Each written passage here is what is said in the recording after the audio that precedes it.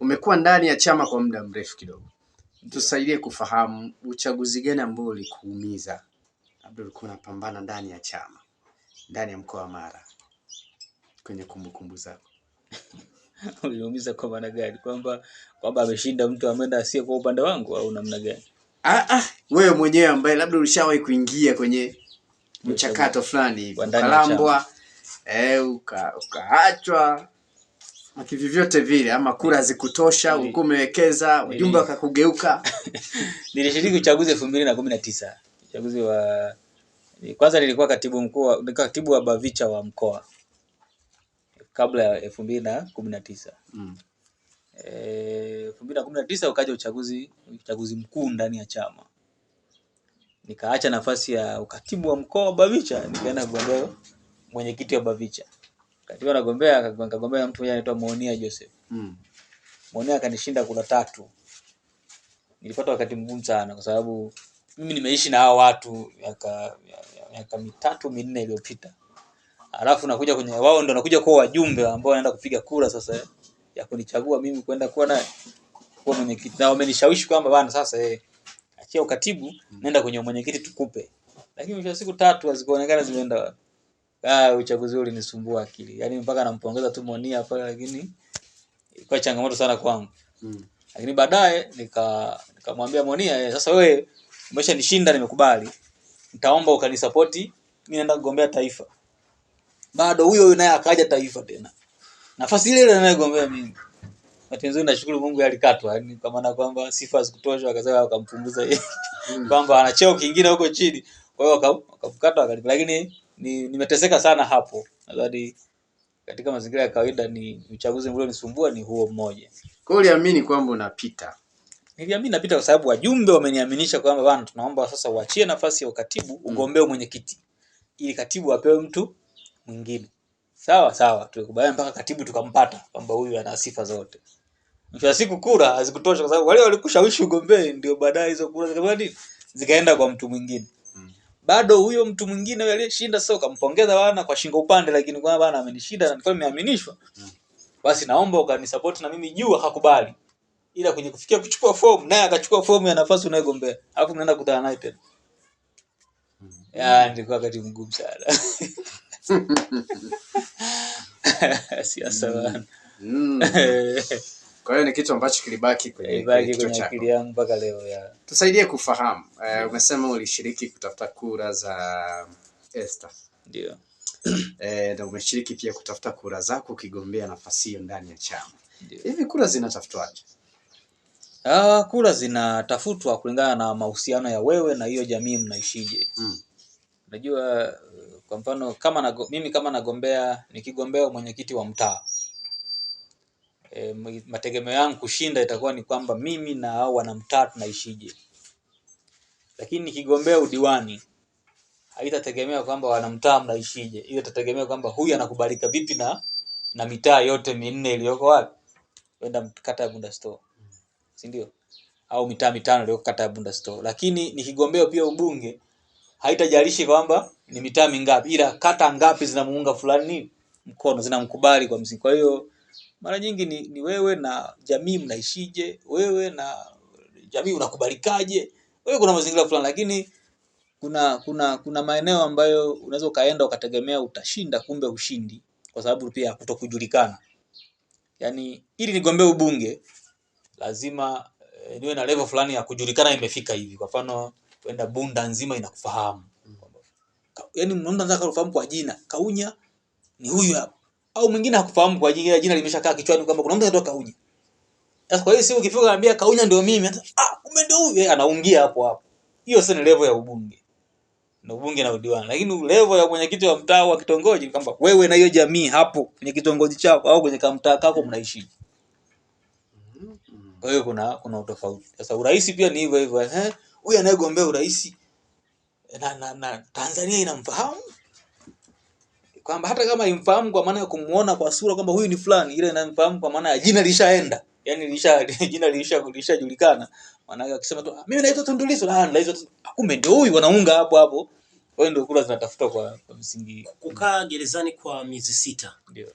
Kuna ashiria kitu gani kwenye siasa za Kaunye, hasa kitaifa? Kwanza gerezani ni sehemu mbaya, yani tusidanganyane, ni sehemu mbaya sana ya mtu kuishi, kwa sababu unanyimwa uhuru kupitiliza. Yani kuna vitendo vya ajabu sana ndani ya gereza vinafanyika. Ni sawa na wewe tunakwambia leo Thomas kalale uingie ndani kulala saa 9. Unajua saa 9 kamili unapaswa upange foleni uingie ndani kulala. Yani kitendo ambacho hata kuku ukiamua kuku mswaga akaenda kulala saa 9 hakubali, yani ni vita. Lakini wewe unaingia kulala saa 9. Haya, unaingia kulala, wakati unaingia kulala umevua shati yani mtu anaona kabisa umevua shati umeishikilia. Na shati yenyewe ikaguliwa kwamba haina kitu, kwamba una kitu unaingia nacho mle ndani. Kwa hiyo matendo fulani ya ajabu sana. Sio sehemu nzuri ya mtu kwenda kukaa mle. Wende kwa bahati mbaya, wende umefanya jambo kweli, unaweza sehemu pia kwenda kujuta sana, yani unaenda kutubu na nini na mambo mengine. Lakini sio sehemu salama ya mtu kwenda kuishi mle. Lakini kwa wanasiasa, yani wanasiasa ambaye anaamini kabisa mimi nimeingizwa mle kwa sababu tu kwamba naenda tu kwa mujibu, inaenda kumpika mwanasiasa. Inaenda kumpika kwa sababu ndani kuna changamoto nyingi sana gerezani pale.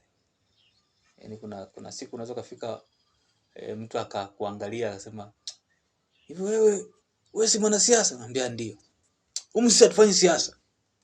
Lakini ukimsimulia kaambia siasa ni maisha ya kila siku. Pasipo mimi kuwepo hata wewe mshahara, mimi ndio mwanasiasa ninayekupangia wewe mshahara wako.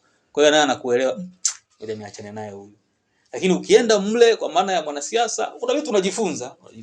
Ni kashule kamoja kazuri sana. Ukitoka mle, hata kitokea umekuwa mtoka mle afu umekuwa mbunge, ushindi kurudi pale. Kwanza utaenda unaamini kabisa kwamba kumbe jela ni ya kila mmoja. Kumbe hata mimi naweza kuingia.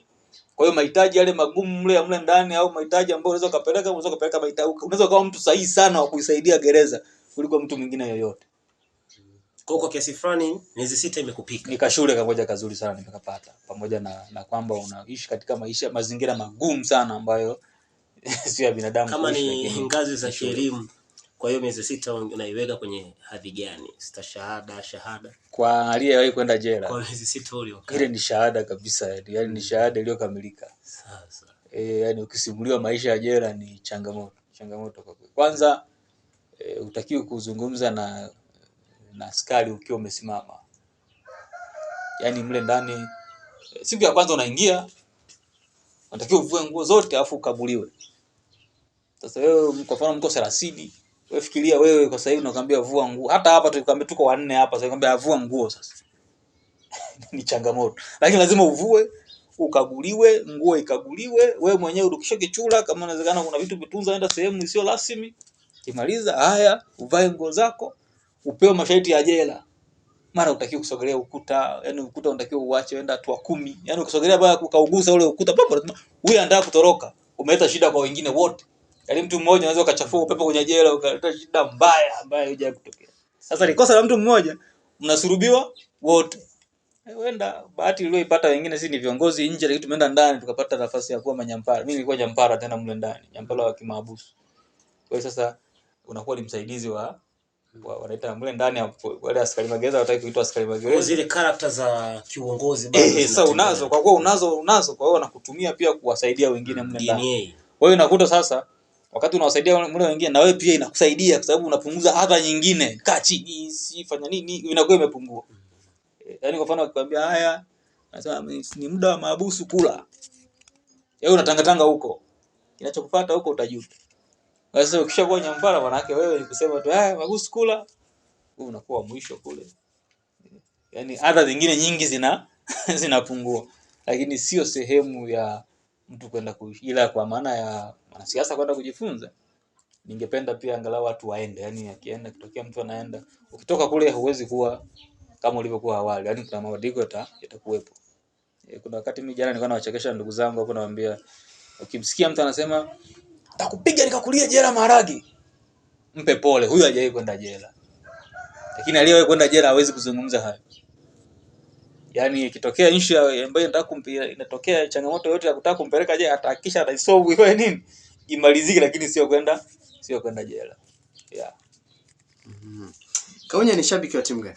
Mimi ni shabiki wa timu ya Yanga, ila changamoto ya Yanga, jezi ni changamoto. Koja una jezi ya Yanga? Nayo moja tu ile nyeusi nilibadia kuvaa, ambayo angalau ilikuwa ina baraka nyingi sana. Unaweza kuvaa. Maana ukivaa, yani kwa mtu anayejua Kaunya ni Chadema, akivaa ile jezi ambayo inafanana na chama fulani, yani ni Yanga lakini inafanana na chama fulani, amehama huyu, tena ametuhama au nini. Kwa hiyo nafuu achana nao kabisa. Kwa hiyo mimi ni shabiki wa Yanga, tena kindakindaki, tena mwenye kadi, lakini ile tu jezi ndio changamoto. Kuna wakati tutapiga kelele, haya wana jezi wanatubadilishia kidogo, lakini bado akiwa na pia alama pia nayo bado ni changamoto. Tutaendelea kuomba ukitusikiliza basi kile nyeusi angalau ilikuwa na baraka ambazo na sisi pia tunaweza kuvaa.